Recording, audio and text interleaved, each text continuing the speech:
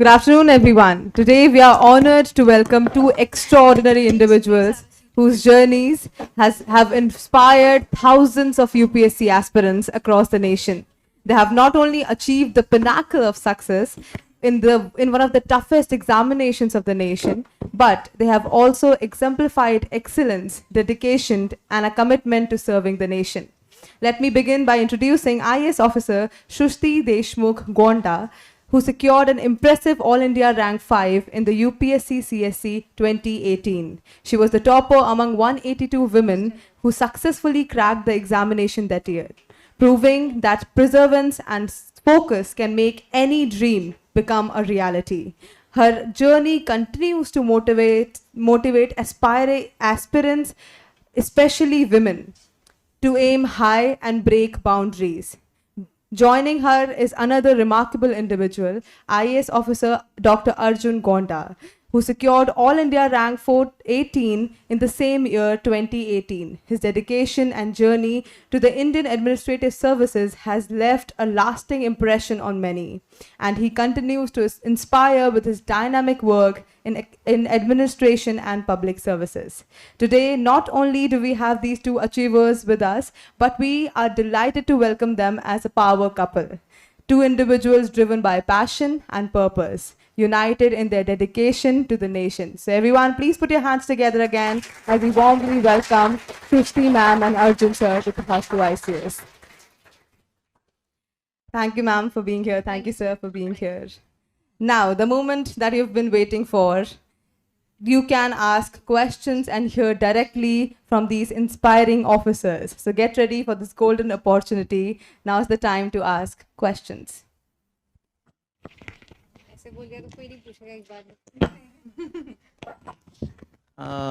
Good afternoon, everyone.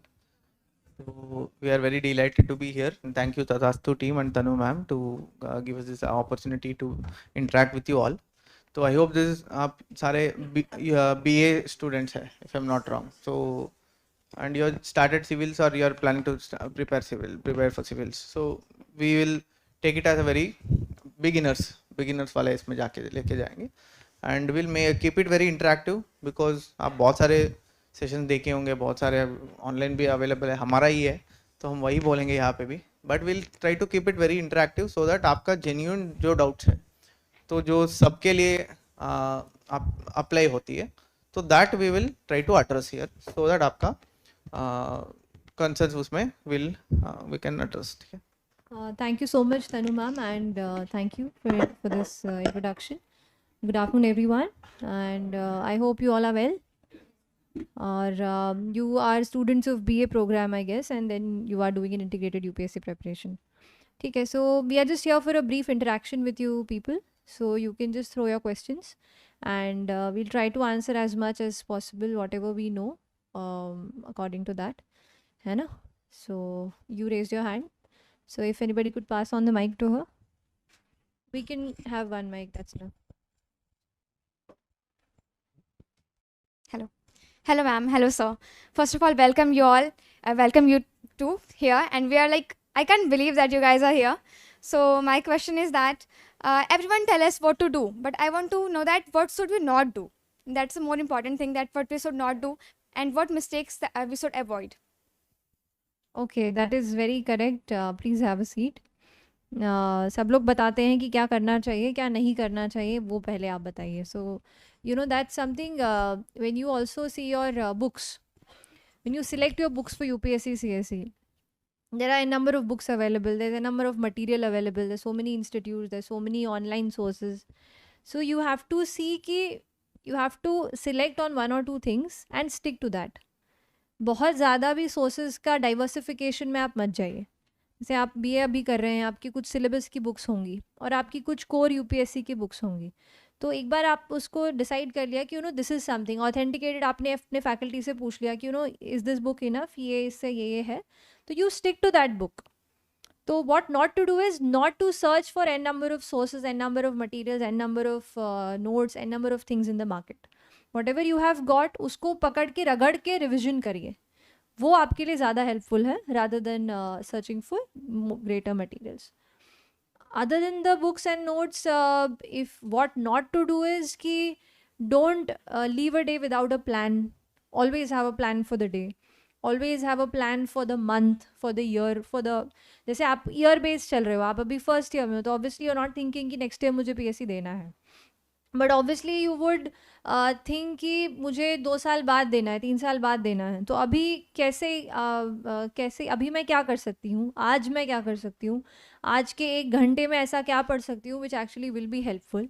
And plan your day, don't leave your day unplanned, because उससे क्या होता है कि हम लोग जो मन में आया कर लिया, नहीं मन किया तो नहीं किया.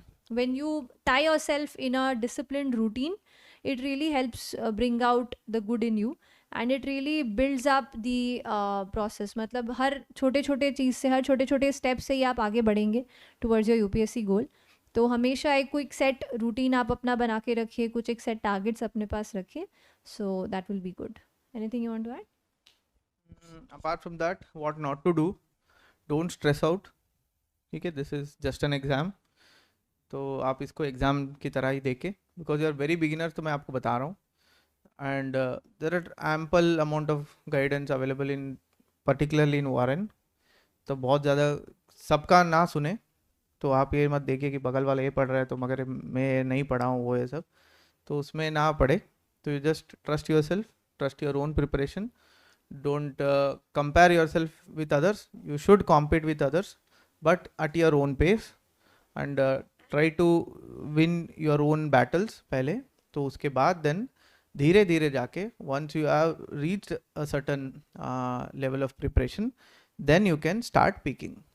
तो ये आप you just trust your self. तो एंड पैनिक होने का कोई ज़रूरत नहीं है. हो सकता है कि कभी कभी एक चैप्टर पढ़ने में आपको एक पूरा दिन पढ़े लगे, बट आप वो पढ़ रहे हो तो आपको समझ में आना चाहिए. That should be your goal. You should try to understand and internalise whatever you're reading. तो आपके दिमाग में बैठ जाना चाहिए एक बार. First reading and second reading में ये हो जाना चाहिए. And with every reading you will always improvise.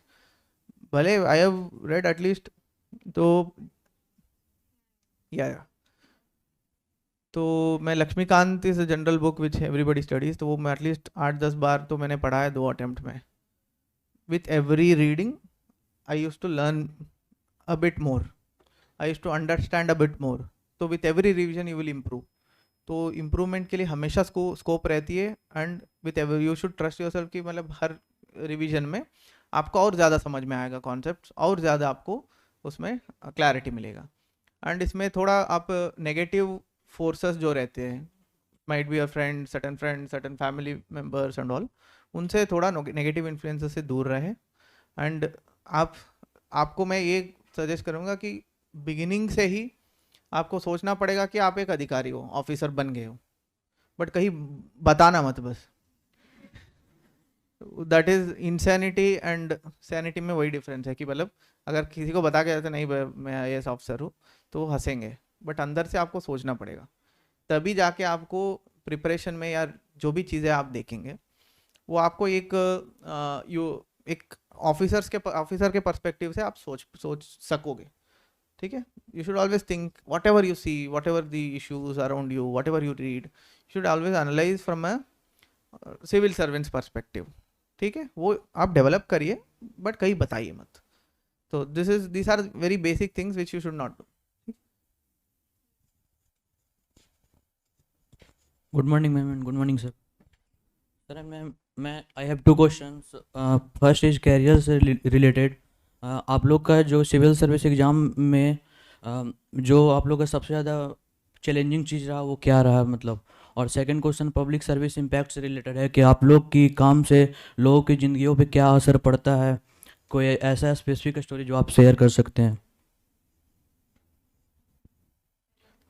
पहला क्वेश्चन कमिंग टू कैरियर, जो मतलब इफ नॉट सिविल सर्विस ना, वैसे पूछ रहे थे. अच्छा, प्रिपरेशन में मोस्ट चैलेंजिंग क्या था यार मेरे लिए? तो finding right materials was difficult because I was not taking formal coaching, I was working while I was preparing. तो मैं एक डिस्ट्रिक्ट लेवल इसमें I was working as a doctor, तो उसके साथ साथ आई वाज प्रिपेयरिंग. तो for me finding right guidance, right material and उसमें थोड़ा सा it was difficult. But again, I was in touch with a couple of people who have cleared this exam or they have given an interview or something.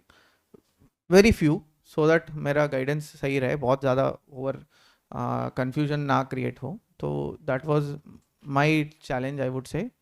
तो सृष्टि का?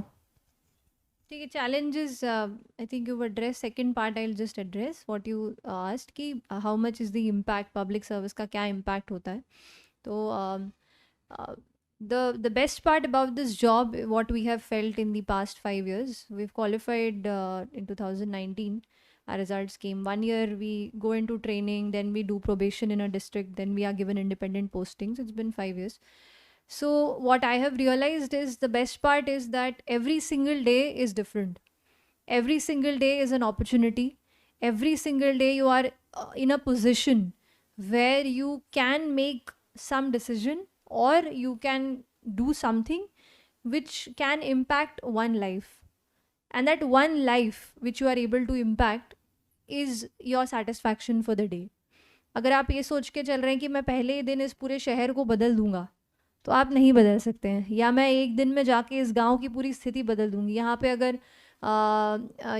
घरों में toilets नहीं हैं, लोग ओपन डेफिकेशन करते हैं, तो मैं इसको एक दिन में जो है पूरा चेंज कर दूंगा, एक महीने में कर दूंगा. नहीं कर सकते हैं. Social life doesn't work like that. There are so many social challenges, there are so many economic challenges, बहुत सारी चीज़ें आती हैं आपके पास. लेकिन हर दिन आपको एक मौका ज़रूर मिलता है जब आप किसी एक व्यक्ति के लाइफ में कोई एक छोटा सा पॉजिटिव इम्पैक्ट ला पाएँ. और आप उस पोजीशन में होना कि हर दिन आप किसी एक व्यक्ति के लाइफ को छू पाएँ, बहुत बड़ी बात है. Every job doesn't give you that. And that I think is the X factor of this job. So wherever you are, in whichever cadre, किसी भी field में रहो, किसी भी service में रहो आप, especially in the administrative service, आप कहीं भी rural में हो, urban में हो, कहीं पर भी हो, you get a daily opportunity. So that's the X factor, and that is what motivates us daily. What else? Some online questions or anybody offline? Online questions. हाँ.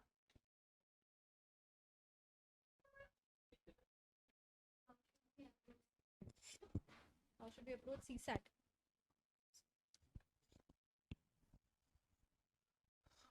Coming to CSAT, in the recent year papers are particularly last 5-6 years.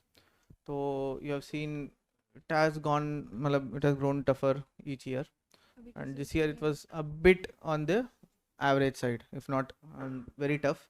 But last year it was really tough. तो ये मतलब बढ़ता ही जा रहा था कि the level of toughness. तो पहले हमारे समय में बहुत ज़्यादा we used to not prepare on for CSAT. तो because it used to be, अब जनरल बेसिक आपका एबिलिटी है तो then you could maths and comprehension आप यू कुड ईजिली पास तो कर सकते थे आप. अभी तो you will have to have a proper strategy. Even though we have try to prepare, but हमने ज़्यादा नहीं किया था, बट फिर वी न्यू कि क्या करना है, कहाँ कितना क्वेश्चन आती है, इसमें कितना क्वेश्चन आती है, मैथ्स में कितना आती है, आपका एप्टीट्यूड में कितना आते हैं, कॉम्प्रिहेंशन में कितना आते हैं क्वेश्चंस. तो दैट आइडिया वी हैड कि उसके अकॉर्डिंग आप मतलब अभी भी आप देखोगे तो there is a set pattern in which UPSC asks questions. CSAT का भी सेम है. तो उतना ही आपको डिवाइड करना पड़ेगा आपको प्रिपरेशन स्ट्रैटेजी को कि भाई इसमें I will put in this much of effort, इसमें I will put in this much of effort. तो उसमें हो सकता है आपका कुछ पॉजिटिव थोड़ा स्ट्रेंथ्स होगा. तो जैसे आई लाइक मैथ्स, तो मेरा मैथ्स में मैं अच्छा करता था, बट मेरा कॉम्प्रहेंशन में थोड़ा कम जाता था. तो आई वुड हैव आज के दिन इफ आई हैड प्रिपेयर्ड तो आई would have focus more on English comprehension and aptitude. Because overall आप देखोगे तो मैथ्स में भी I can not do solve each and every question given today's paper में. तो I could cover that up in other parts जहाँ पे मेरा वीक है. तो आपको यहाँ पे सिर्फ ये इसमें रखना है दिमाग में कि you have to just clear this, qualify this बस. तो 66 पॉइंट ये है. यहाँ पे attempting more questions also becomes very important. Attempting just not attempting but trying to attempt more questions. आप एक ही में ज़्यादा समय यू शुड नॉट स्पेंड. बहुत सारे लोग इसी में they will fail in this. Out of 80 questions they will and up with 40 to 45 questions attempt में ना. बहुत सारे बच्चे यही में रहते, इतने ही कर पाते. But I would say that you should improve your practice इसमें, so that you will reach that 55 to 60 questions attempt करने के level में आप पहुंच गए तो 100% आप इसमें clear कर लोगे. तो attempt in the sense आप proper attempt करने का, तो वो एक strategy आप follow कर सकते. For now इतना आप you just divide it according to your strengths and weaknesses and prepare accordingly.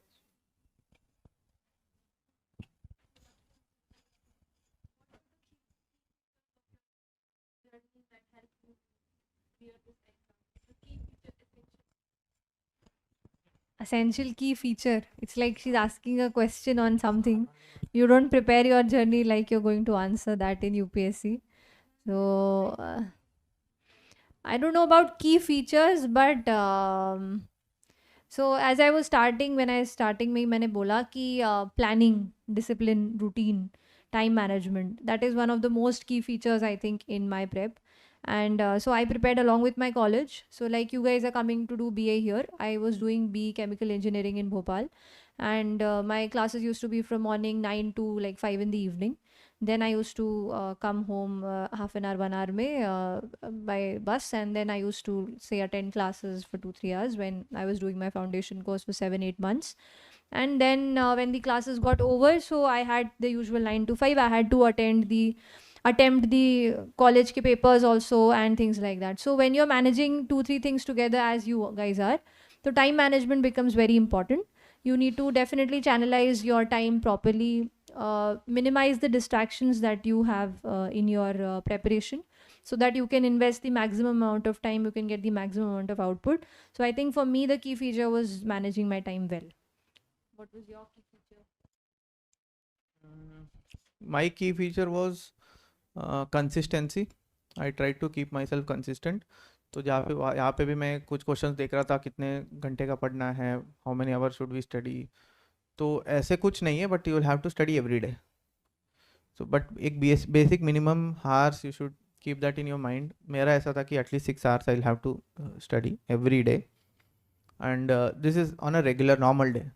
तो when I am busy, at least मैं इतना करता था कि एटलीस्ट न्यूज़पेपर में पढ़ता था, no matter where I was. तो I always try to do that day's current affairs which I don't, मतलब कोई बैकलॉग नहीं रखे. आप बुक्स तो बाद में पढ़ सकते हो, करंट अफेयर्स आप न्यूज़पेपर नेक्स्ट डे आप पढ़ने का मन नहीं होता है. कुछ लोग पढ़ते हैं कि 7 दिन का साथ में पढ़ना, वो सब करते हैं, but I use to not prefer that. उसी दिन का मैं I had to read that day, I had to update myself of that day's news. And this मतलब इट वॉज ओनली एक्सेप्शन कि मतलब मैं कुछ डे ऐसे ही I use to waste it on something else. Though I use to have my own weekly, one day I use to take off from preparation. I use to on weekends, at least Sunday मैं I used to take off from my preparation. But उस दिन taking off is also उस दिन भी मैं newspaper तो पढ़ता ही था. There was no such day, hardly few days where I have missed upon current affairs. So that was my a key feature of my preparation. And उसमें how many hours is necessary to study करके 2-3 लोग पूछ रहे हैं. तो वही मैं बता रहा था, मिनिमम मैं मानता था कि 6 hours you will have to give.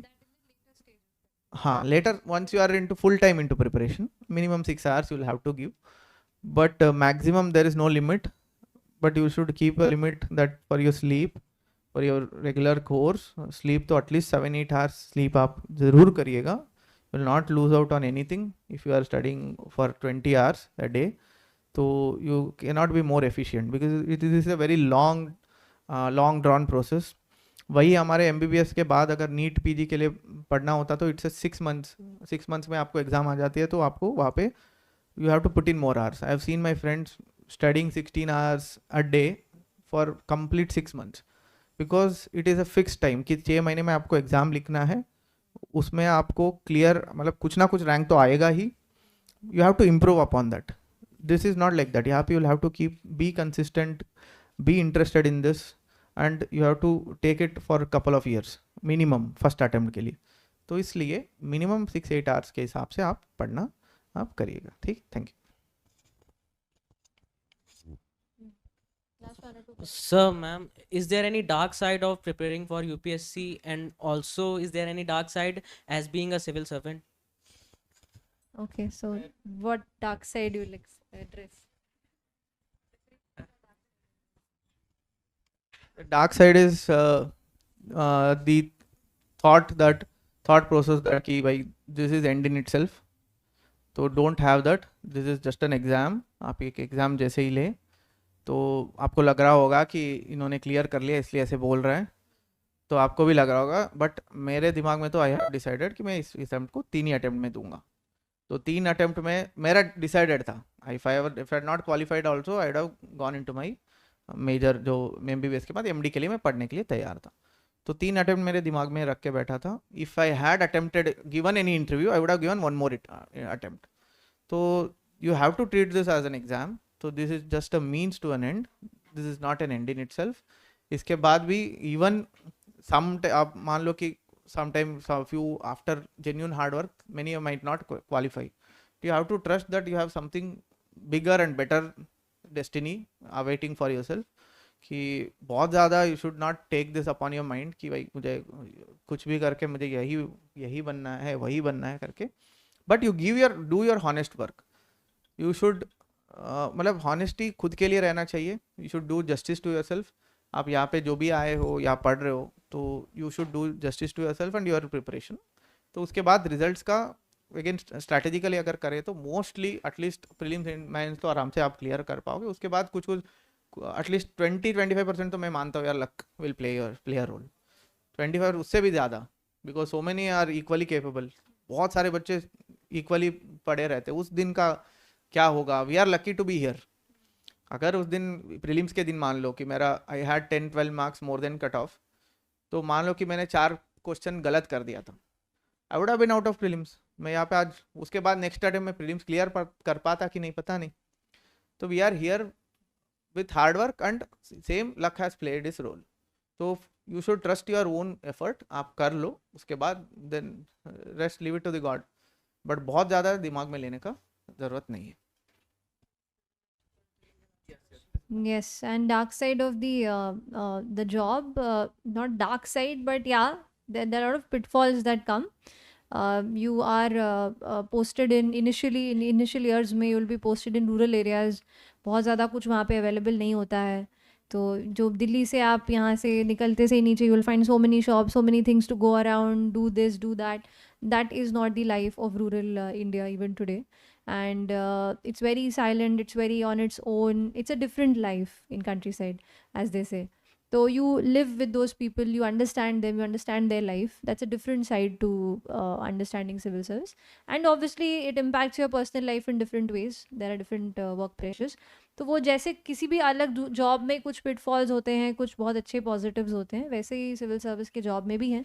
That's what, as he was telling, it's a job, it's a service, it's a job that you choose, it's a life that you choose. So take it with that. And obviously it's not the end in itself, it's a means to an end, right? आपको बहुत they say no grass is always greener on the other side. It's very true. यहाँ पे भी we have our own challenges. बहुत सारे challenges. ऐसे नहीं कि मतलब जो भी आप देखते हो सोशल मीडिया में and all, it's all over hyped. ठीक है, तो एंड बहुत सारे लोग वीडियोस बना के डालते हुए सब, it's all over hyped. Don't get influenced by that. You just have a goal to clear this exam and service जो है आपको जो भी अपॉर्चुनिटीज़ मिलेगा उसमें काम करने का आपका गोल रहना चाहिए. बाकी सारे जो ग्लैमर जो है, so that should not be your motivation. तो आप उससे दूरी रहे.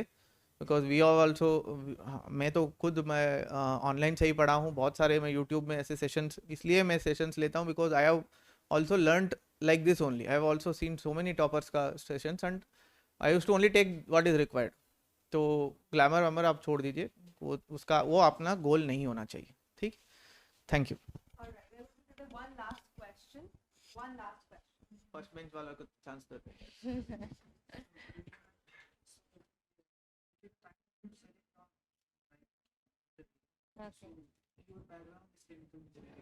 So you select Right. second question is that what is your, क्योंकि हमारा फेज ऊपर जाता है प्रिपरेशन में, हम कभी कॉन्फिडेंट होते हैं कभी लो आते हैं, तो हमें वाई पुश करते रहता है कि हमें वो करना है. तो आप दोनों का वाई क्या था? Okay, तो selecting an optional is definitely a challenge in itself. आपको लगता है कि आप मेजर्स किसी में कर रहे हैं तो क्या आप वही सब्जेक्ट अपना चूज़ करें फॉर द ऑप्शनल. तो ऑप्शनल के लिए फर्स्ट थिंग्स फर्स्ट ध्यान रखिए कि you should be definitely interested in that subject. अगर आप आर्ट सब्जेक्ट चूज़ करें तो you will have to study till the masters level. अगर आप टेक्निकल सब्जेक्ट पढ़ रहे हैं तो ग्रेजुएशन बेस्ड लेवल तक के क्वेश्चंस आपको अटेम्प्ट करने पड़ेंगे इन दी ऑप्शनल पेपर. सो आप हम कुछ नहीं कि तो आप 2-3 पेपर्स होंगे जिसमें you would be getting confused कि political science, sociology, PubAd, this that everything. 3-4 you might have chosen out of your this thing. What I would recommend is कि go through the syllabus of those papers and go through the previous year questions. Just see कि किस type के flavour के question पूछे जाते हैं, कितना depth में पूछा जाता है, एग्जैक्टली क्या पूछा जाता है. तो आपको अपने ऑप्शनल को एटलीस्ट कुछ नहीं तो 3 to 4 months इन डेप्थ देना ही पड़ेगा. तो are you ready to put in that much effort specifically for that subject? क्या आपको वो इतना अच्छा पसंद आ रहा है? दूसरा, क्या उसमें कोई गाइडेंस अवेलेबल है? क्या कोई बुक्स हैं? आपने कोई ऐसा पेपर चुना जिसमें बहुत ज़्यादा गाइडेंस यूपीएससी के लिए अवेलेबल नहीं है, तो it will be a challenge for you. एक एडेड चैलेंज को लेकर के आप चल रहे होंगे. तो take something which you have good easy guidance available. And definitely scoring को बहुत ज़्यादा नहीं देखना है कि इसका सबसे ज़्यादा स्कोर आता है तो ये वाला सब्जेक्ट चुन लें. आई बिलीव कि आप अगर अच्छा पढ़ते हैं तो मैथमेटिक्स ऑप्शनल के टॉपर्स निकलते हैं बहुत सारे. इसमें ऑप्शनल्स में बहुत अच्छा लोग करते हैं. That is because they love the subject and they have caught कि यूपीएससी में कैसे इसको पढ़ना है. तो those should be your factors. All right, we have been very fortunate to have Shruti ma'am and Arjun sir here, whose journeys have been very interesting and very motivating for us. On the behalf of whole Tathastu ICS, sir, thank you. Ma'am, thank you for being here with us and sharing all your movements and your advices. Thank you so much, ma'am. Let's give a big round of applause once again for Shruti ma'am. And we have come out with a new book on ethics, integrity and aptitude. आप तो you're just in BA course, I know. यहाँ पे we'll just leave a copy, just go through it. When if you want to read, you can just read it here also. अब यहीं पे हम छोड़ रहे हैं. It's a honest effort to guide in this aspect. आप अभी you just not started, तो ethics is a topic where people used to get confused before. There was no compact source, एक ही जगह में one stop solution जैसे नहीं था. तो we had just because आपसे जब भी हम आप बच्चों से interact करते थे कि this was one thing, ethics preparation कैसे करें क्या करें, तो इसलिए we have come out with this. तो we will leave a copy here, तो आप ज़रूर उसमें आप जस्ट देख लेना, हो सकते तो आप पढ़ लेना यहीं पे. तो hopefully it will help all of you. All the best, do well, है ना. That's all. Be keep honest preparation करिए. Thank you.